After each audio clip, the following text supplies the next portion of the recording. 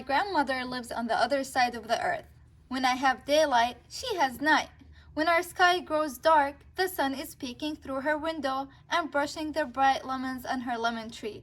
I think about this when I am going to sleep. Your turn, I say.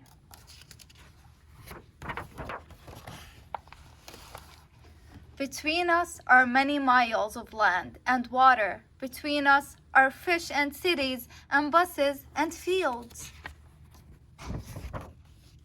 And presidents and clotheslines and trucks and stop signs and signs that say do not enter and grocery stores and benches and families and deserts and a million trees. Once I went to visit my grandmother.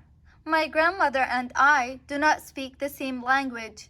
We talked through my father, as if he were a telephone, because he spoke both our languages and could translate what we said. I called her Sitti, which means a grandma in Arabic. She called me Habibi, which means darling. Her voice danced as high as the whistles of birds. Her voice giggled and whooshed like wind going around corners. She had 1,000 rivers in her voice. A few curls of dark hair peeked out of her scarf on one side, and a white curl peeked out on the other side. I wanted her to take off the scarf so I could see if her hair was striped.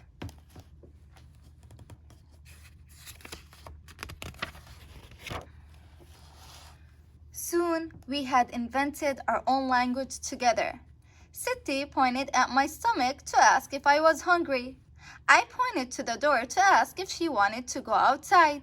We walked to the fields to watch men picking lentils. We admired the sky with hums and claps.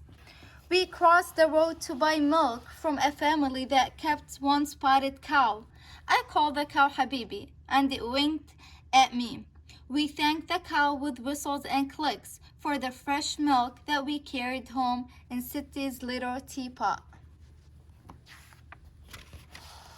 Every day, I played with my cousins, Fawzi, Sami, Hani, and Hindiya, from the next door. We played marbles together in their courtyard. Their marbles were blue and green and spun through the dust like planets. We didn't need words to play marbles. My grandmother lives on the other side of the earth. She eats cucumber for breakfast with yogurt and bread. She bakes the big flat bread in a round old oven next to her house. A fire burns in the middle. She pats the dough between her hands and presses it out to bake a flat black rock in the center of the oven. My father says she has been baking that bread for 100 years. My grandmother and I sat under her lemon trees in the afternoons drinking lemonade with mint in it. She liked me to pick bunches of mint for her. She liked to press her nose into the mint and sniff. Some days, we stuffed little zucchini squash with rice for dinner. We sang Habibi Habibi as we stacked them in a pan. We cracked lemons and ate apricots called mishmish while we worked.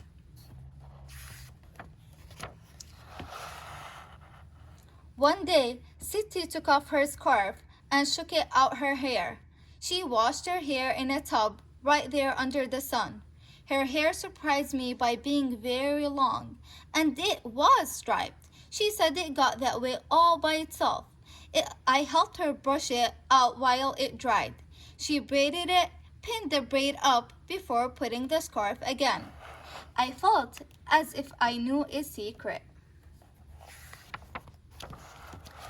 In the evenings, we climbed the stairs to the roof of Sitti's house to look at the sky, smell the air, and take down the laundry.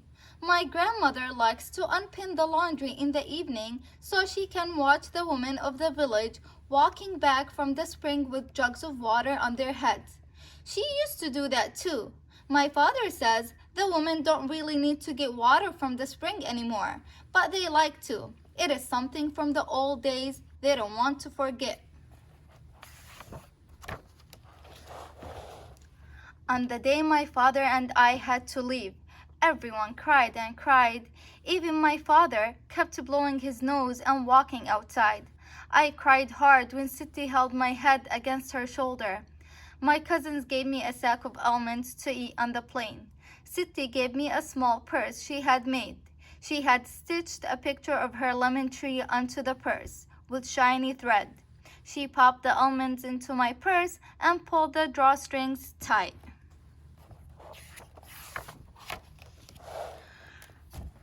Our plane flew to the other side of the world.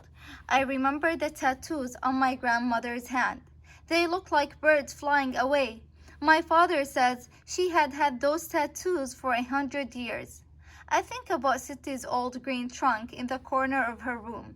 It has padlock on it. She wears a key on a green ribbon around her neck. She keeps my grandfather's ring in there, and her gold thread and needles and pieces of folded up blue velvet from old dresses, and 2 small leather books, and a picture of my father before he came to the United States, and a picture of my parents on their wedding day, and a picture of me when I was a baby smiling and very fat. Did I really look like that?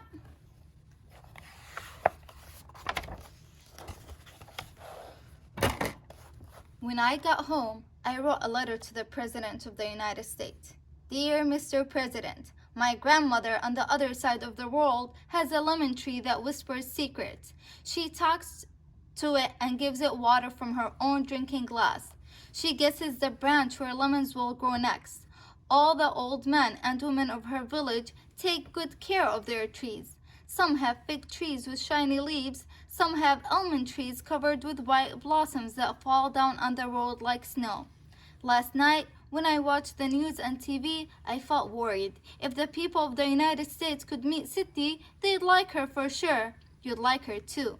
My grandmother can read the stars and the moon and the clouds. She can read dreams and tea leaves in the bottom of a cup. She even said she could read good luck on my forehead. Mr. President, I wish you my good luck in your very hard job. I vote for peace. My grandmother votes for it with me. Sincerely, Muna.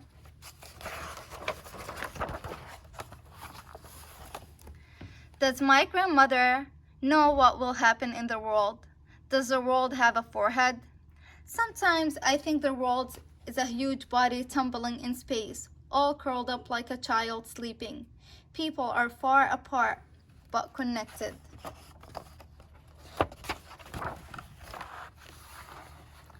My grandmother lives on the other side of the earth. While I am dreaming, she rises from her fluffy bed and steps out her door to check the lemons growing on her tree. The first thing she does every day is say good morning to her lemons. All day, the leafy shadow of her trees will grow and change on her courtyard wall. She will move with its shade. When she sleeps, she will dream of me. The end.